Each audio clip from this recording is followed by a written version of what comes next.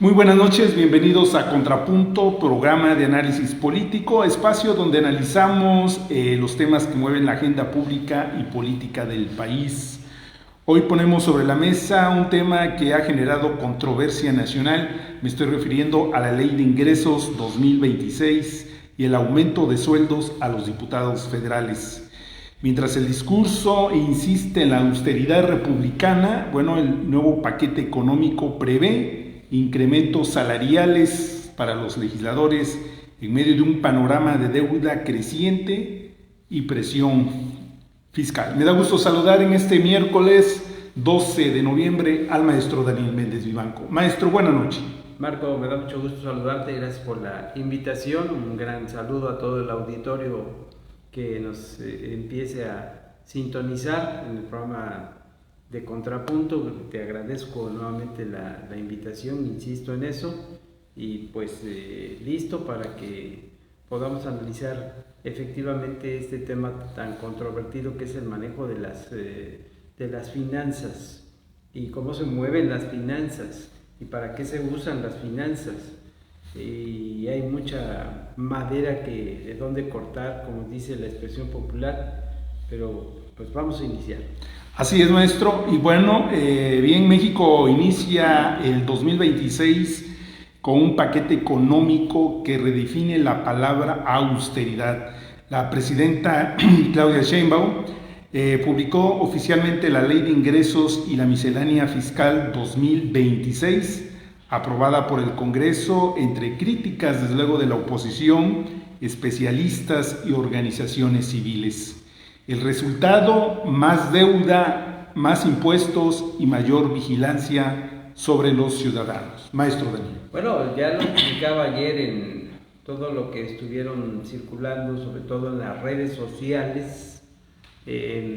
Recordar a nuestro público que ayer estuvieron presentándose fragmentos y luego videos completos de la intervención de Ricardo Anaya, por aquello de lo que estás comentando, de el posicionamiento de los partidos contrarios a quienes gobiernan en estos momentos, y recordar al público que ahí, y cuando estaba por iniciar su intervención el senador Ricardo Anaya, y por eso voy a este ejemplo que me parece muy interesante, de repente la presidente de la mesa directiva lo interrumpió porque Félix Salgado Macedonio quería hacerle una pregunta. Entonces él dijo, pues adelante con la pregunta.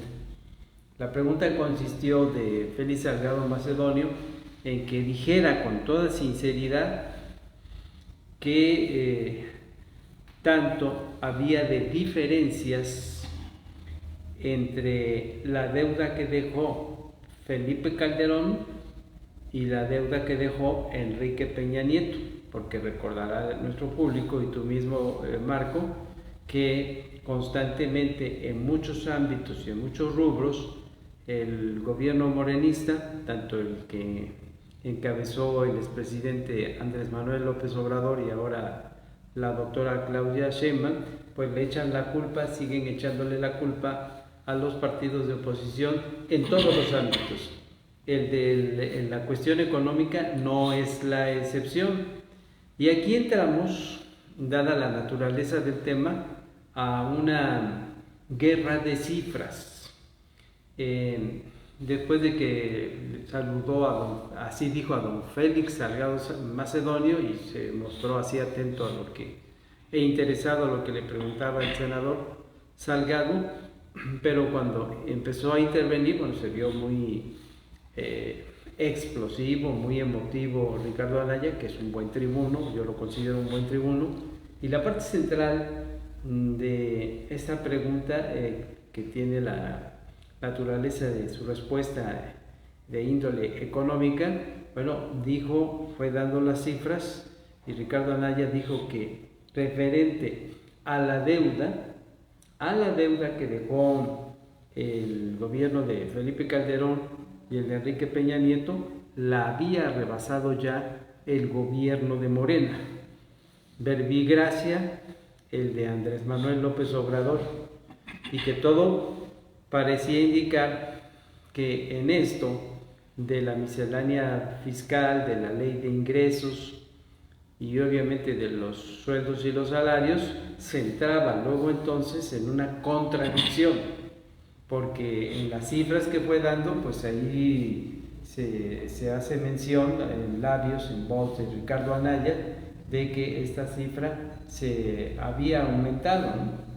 De tal forma que, ya que estamos en esto de las cifras, a mí me llamó mucho la atención cuando dijo Ricardo Anaya que cada mexicano en estos momentos, fíjate bien, Marco, cada mexicano en estos momentos, o sea, los que estamos aquí conformando la sociedad mexicana, vamos a tener que estar pagando para, si es que se puede saldar esta cuenta del incremento de la deuda, alrededor de 104,000 pesos. Es lo que representamos nosotros a través de nuestra actividad económica por medio de la capacidad productiva, o sea, la actividad a la que nos estamos dedicando. Pues de ahí vendrían descuentos vía impuestos, etcétera, etcétera, que harían una suma total de 104,000 pesos que tendríamos o que tendremos que estar pagando ante esta aprobación presupuestal que se ha dado por parte del gobierno federal, sobre todo en lo que se refiere a la política de hacendaria, y que también hay que decirle a nuestro público, porque hay que tenerlo presente, conforme nos vamos acercando, da miedo, digo así, da miedo el hecho de que conforme nos vamos acercando al mes de diciembre, pues viene esta configuración de la miscelánea fiscal, de estas cuestiones presupuestales, y es ahí donde se dispara todo, ¿no? Y se vuelve un cuento de nunca acabar. Esto lo digo como nota introductoria, pero puedo ir, o vamos a ir a algunos ejemplos que me gustaría ir dando, en donde entra esa contradicción a lo que decía Ricardo Anaya, y da miedo, da temor, porque es entonces ahí cuando, pues sí, por un lado vienen los aguinaldos, el pago de aguinaldos conforme se acerca el mes de diciembre, pero, ojo, ahí va otro dato. Empieza un castigo que no se vale, yo así lo digo, porque como tú afirmas que el discurso oficial es reiterado, ¿no? Que la austeridad es la austeridad, y ahorita vamos a ver los ejemplos de que no hay tal respeto a la austeridad, pero viene un castigo a los aguinaldos que vamos a recibir todos, los activos y los jubilados, en nuestros rubros, en nuestras percepciones económicas.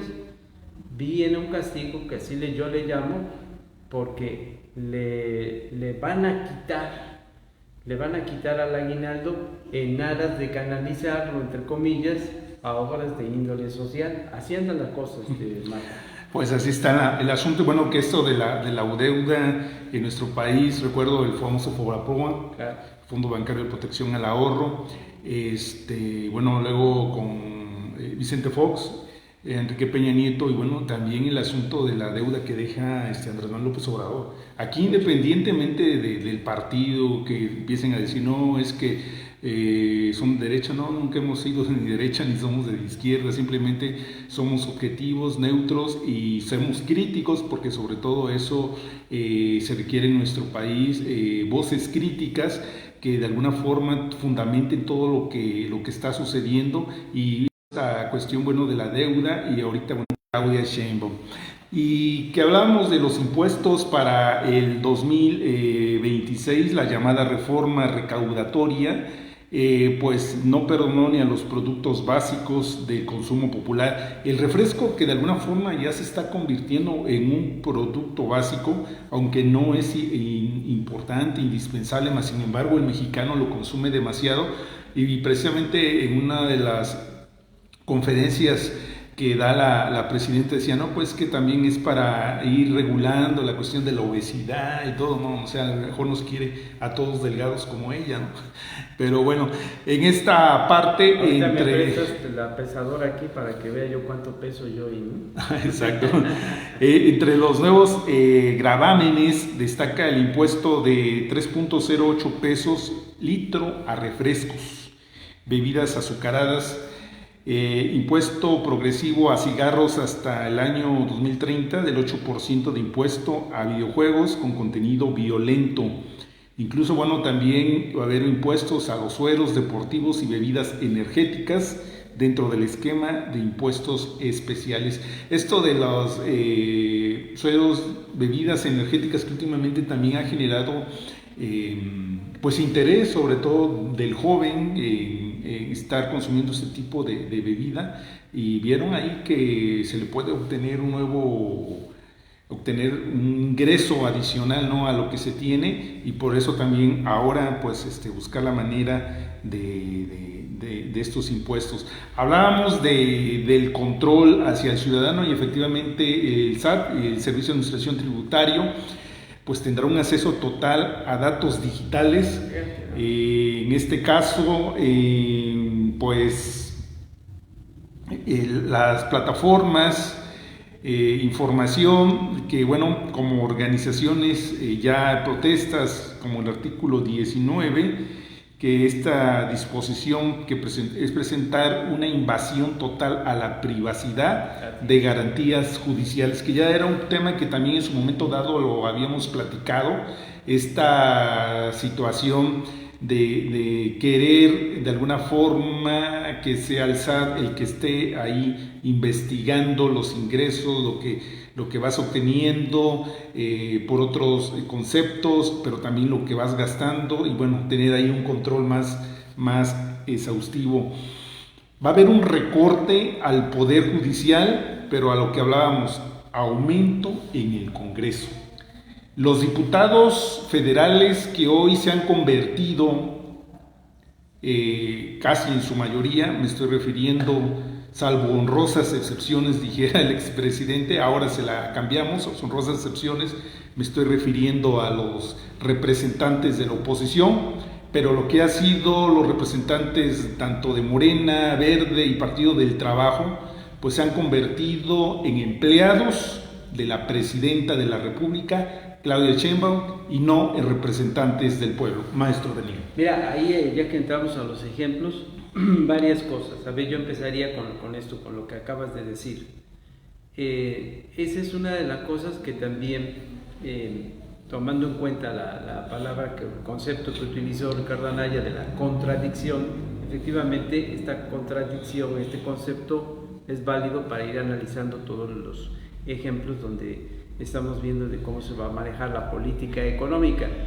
El asunto de los sueldos que se han incrementado o que se van a incrementar, porque sucede eso cuando viene, insisto, se da la aproximación del mes de diciembre, ¿no? Entonces, pues lo que yo te tendría que decir es que los elementos del Congreso de la Unión, quienes conforman el Congreso de la Unión, Cámara de Diputados y Cámara de Senadores, por un lado hay el discurso oficial que pregona el plan de austeridad, pero no es, el plan de austeridad es para la población. Una vez más hay que decirlo y reconocerlo como tal. Se exige amarrarse más el cinturón, pero vemos esa incongruencia en los elevados sueldos y salarios que se están dando, porque ellos son los que se autorizan ese tipo de situaciones en estos días que nos aproximamos al fin de año. Y ¿qué es lo que quiero hacer énfasis con este ejemplo?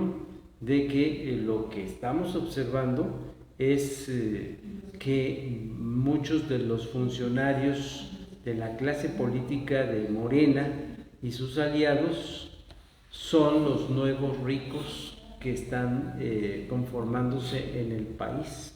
Óiganlo bien lo que estoy comentando, son los nuevos ricos, porque con esos sueldazos ya hemos estado viendo cómo se desenvuelven, no predican con el ejemplo los diputados, los senadores. Ahí está el caso de que le molesta que se lo recuerden, pero pues así es, de Gerardo Fernández Noroña, de los lujos en los que está viviendo, en los viajes que está utilizando, viajes que quedan en tela de duda de no tener razón de ser por qué hacer esos viajes, porque se supone que son las gentes de la izquierda, y la izquierda debería poner el ejemplo. Eso no está sucediendo. Un ejemplo más, bueno, estamos hablando de México, pero podemos empezar con el estado de Veracruz, también, que acabamos de ver entre antier y ayer, que la gobernadora del estado también se le autorizó un incremento al sueldo que percibe. Y luego, bueno, lo digo con todo respeto, pero tengo que citar ese ejemplo, cuando la gobernadora salió en su conferencia de prensa y se le hizo la pregunta obligada de qué tenía que decir sobre este incremento salarial. Lo recordará el público, tú mismo, Marco, como dijo la gobernadora, que no sabía que le habían incrementado el sueldo, y no sabía también cuáles eran las motivaciones o las justificaciones. Eso pues no es creíble, suena risible, y vemos esos sueldos estratosféricos. Si nos vamos a las diputaciones locales, a los municipios, pues también tenemos por aquí muy cerca cabildos municipales que se han autorizado también sueldazos, siendo que son esos sueldos, no tienen explicación, no tienen lógica sobre la actividad, los ingresos y el tipo de economía que se manejan en nuestros municipios, como en nuestros municipios más cercanos. Ahora, vamos a los anteriores ejemplos. Esto de la subida de precios a productos como los refrescos y los cigarros. Quiero decirles a ustedes que yo, por ejemplo, defendí en varios momentos, aquí viene la parte que es complicada, pero que hay que enfrentarla y hay que encararla. Yo defendí en varios momentos que si se tenían que dar estos incrementos, porque es la loca carrera de los precios, de los salarios y de los costos, que no para. Hay que reconocer eso. Por ahí ya tenemos un serio problema. Y ahí lo que yo he sostenido, basado en la experiencia, y que seguramente el público la tiene, es que ¿cuándo van a alcanzar, dice el común de la gente, cuándo van a alcanzar, a pesar de los incrementos que pueda haber de corte salarial, porque está por ahí nuevamente incidiendo desde la Presidencia de la República de que se pide un incremento más al salario? Los empresarios, los comerciantes dicen, no, pero es que no, eso no puede ser, porque va a desajustar la economía de nuestras empresas. Pero por más, aquí viene una lógica financiera, por más que se incrementen los sueldos y los salarios, estos no van a alcanzar al nivel inflacionario, porque el nivel inflacionario en nuestro país en estos momentos hemos tocado, deben saber también que hemos tocado, hemos estado acariciando, hemos estado aproximándonos a tocar los límites de lo que sería una desaceleración económica. Sigue siendo un nivel inflacionario fuerte, elevado. Ya están las amas de casa, que yo les preguntaría y que me dijeran, ¿a poco no resienten las amas de casa cuando tienen que ir a hacer sus compras al mercado? Constantemente nos están diciendo, con malestar justificado, los precios, cómo se están incrementando. Entonces yo defendía en la parte de los productos que pueden ser dañinos para la población, como los refrescos, con los cigarros. Yo varias veces dije, cuando he tocado este tema, que justificaba yo que se incrementaran estos precios. ¿Por qué razón? Bueno, por lo que tú atinadamente has dicho, y que bueno que lo has recordado, sí efectivamente dañan a nuestra salud. Entonces lo que han hecho quienes son responsables de la economía y las finanzas han dicho, necesitamos recabar, porque esa es otra de las cosas. El gobierno, y ahorita con el gobierno de Morena, hemos visto que les urge, les super urge atraer ahora los dineros por otros rubros y cómo buscarlos. Y uno de ellos es incrementar los precios de estos productos. Bueno, sí hay una justificación de que se incrementen los precios de los productos, insisto en que pueden ser o son dañinos para la salud, pero y lo avalo, yo me atrevo a decir, estoy de acuerdo en eso, pero, aquí viene el pero, hay una protesta, y hay una protesta porque sigue habiendo un público consumidor, ¿no? Si analizamos cuáles han sido los hábitos alimenticios de la población mexicana, bueno, pues podemos enlistar los productos que ocupan la mesa de los mexicanos a la hora de consumir sus alimentos. Y no ha faltado el refresco. Efectivamente. Entonces, al no faltar el refresco, ¿qué podemos ver? Pues que sí hay un malestar de la población, lo mismo la gente que fuma, porque podrían decir, pero ¿cómo puede molestarse la gente si les daña la salud? Qué bueno que suban el precio.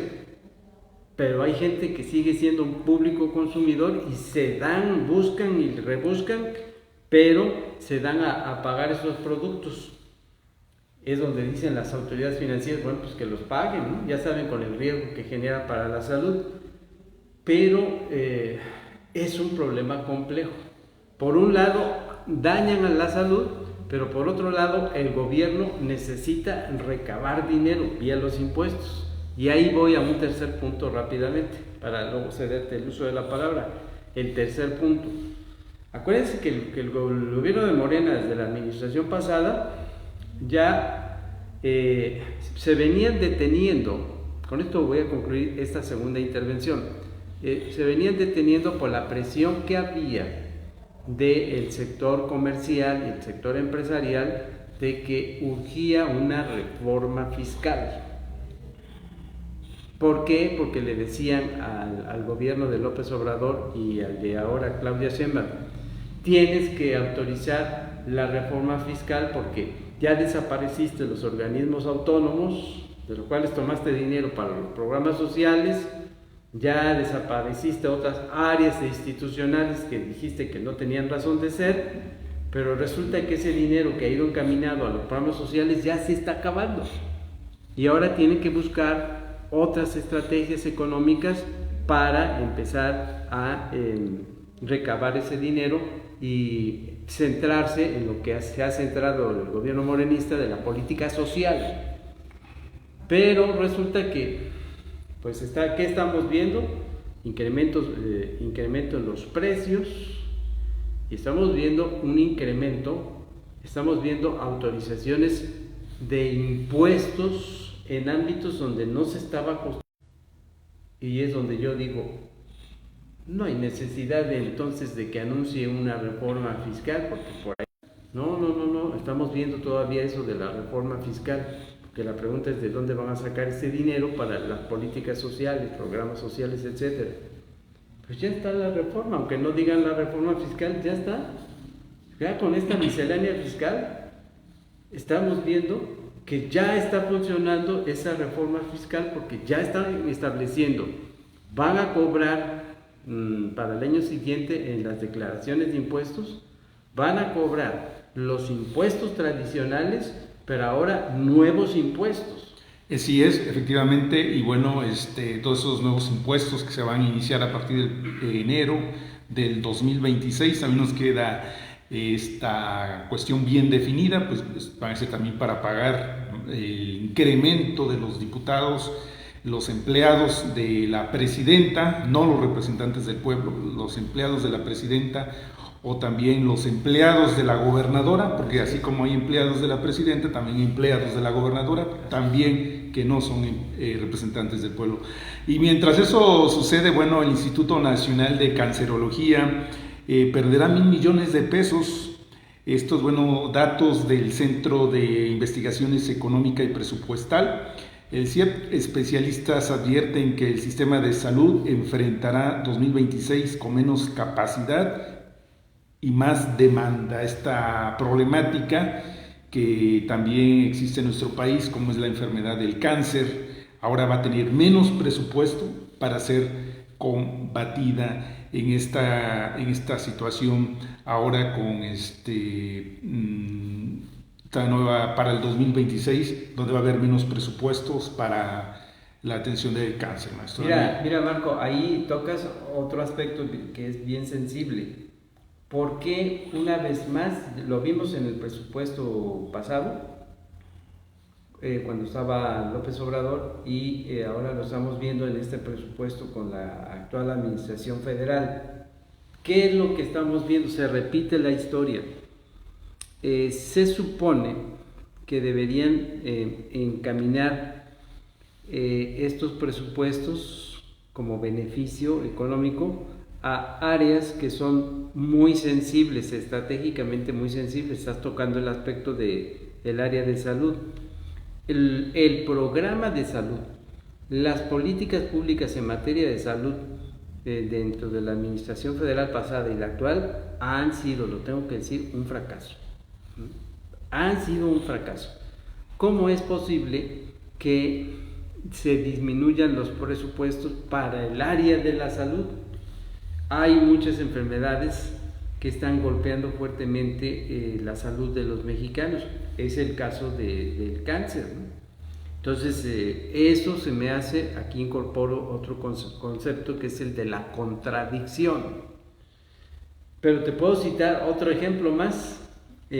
Así como le están disminuyendo el presupuesto al área de salud, le están disminuyendo el presupuesto, fíjate nada más en esto, yo no sé si ya te diste cuenta, en el combate a la inseguridad. A la inseguridad, que ya platicamos también, sí, ese tema, uno de los programas, la reducción al tema de inseguridad precisamente cuando el país más lo requiere. Entonces analiza ahí el complemento de esto, y quiero dejarlo muy claro delante del público, es que revisen ahí lo que está sucediendo. A la Secretaría de Salud ya se dio esa situación de bajar del presupuesto, pero ahora vamos a esto. Si hay una inseguridad tan fuerte como los hechos más recientes que están ocurriendo ahí en Michoacán, y que anunciaron ya de que un despliegue militar en Michoacán para tratar de apaciguar el ambiente tenso que hay allí, bueno, está disminuyendo el presupuesto, y la Secretaría de Seguridad Pública y Protección Ciudadana del hombre fuerte de la Presidenta de México, me estoy refiriendo a Omar García Harfuch, le están asignando, por un lado le están quitando presupuesto, pero luego le están asignando a esa secretaría que él encabeza, le están asignando, si ya lo observó nuestro público y tú, hay más funciones que le están asignando a la Secretaría de Seguridad Pública. Le están asignando responsabilidades muy fuertes en el combate a la inseguridad, pero por otro lado es la disminución del presupuesto, entonces resulta un contrasentido. Claro que sí, y toda esta situación problemática que también hemos hablado, el otro cáncer, el cáncer de la inseguridad que vive en nuestro país, y que, ¿por qué ha apostado Morena a los programas sociales? Pues fácil, pues quiere conservar el voto de los mexicanos, pero hay una situación muy importante y que lo vamos a ver este 15 de noviembre, donde grupo de jóvenes pues están invitando a participar en esta manifestación, esta generación Z, como se le conoce al grupo de jóvenes, pero no nada más son los jóvenes, también hay productores del campo, y desde luego también el sector salud, que últimamente ha sido muy dañado. Pues va a haber esta manifestación, vamos a esperar hasta dónde llega la magnitud de esta manifestación. Lo que sí es un hecho, bueno, que la misma presidenta pues ha solicitado pues poner vallas en torno a lo que es el Palacio Nacional, a raíz de todo ese tipo de situación. Y bueno, ahí está la cuestión de estos programas sociales que quieren conservar el poder a costa de que sigan estando en este punto la gente de Morena, pero afectando a la mayoría de los mexicanos con estas decisiones que, como ya lo hemos comentado en esta noche, pues se verán para partir del 2026 con todos estos incrementos de impuestos, maestro. Ahí te 3 ejemplos más donde viene ese contrasentido y preocupa que han disminuido la parte presupuestal que se supone debería sufrir un incremento. Tú tocas muy bien el asunto de lo que es el trabajo del campo. El campo, una vez más, no está ocupando posiciones prioritarias hacia donde se tendrían que encaminar las partidas presupuestales. Por tal motivo, pues el campo sigue siendo un tendón de Aquiles, siendo que es de donde ha dependido fuertemente la economía de nuestro país y que ha alimentado a quienes habitamos en las áreas urbanas, dependemos del campo. El otro factor, la defensa del medio ambiente. Nuestro país, si revisamos las estadísticas, vamos a observar cómo después de que destacó en nuestro país como un lugar, una nación cuya geografía era diversa y con una riqueza ecológica muy predominante, muy fuerte, ya empieza a tener focos rojos en el desafortunado hecho de ir destruyendo el hábitat natural. Y si a eso, y ahí, pese a que también debo decir que en la Secretaría del Medio Ambiente está una titular, que fue la titular que estuvo al frente en los últimos momentos de la administración pasada como secretaria de Relaciones Exteriores, que sustituyó a Marcelo Ebrard.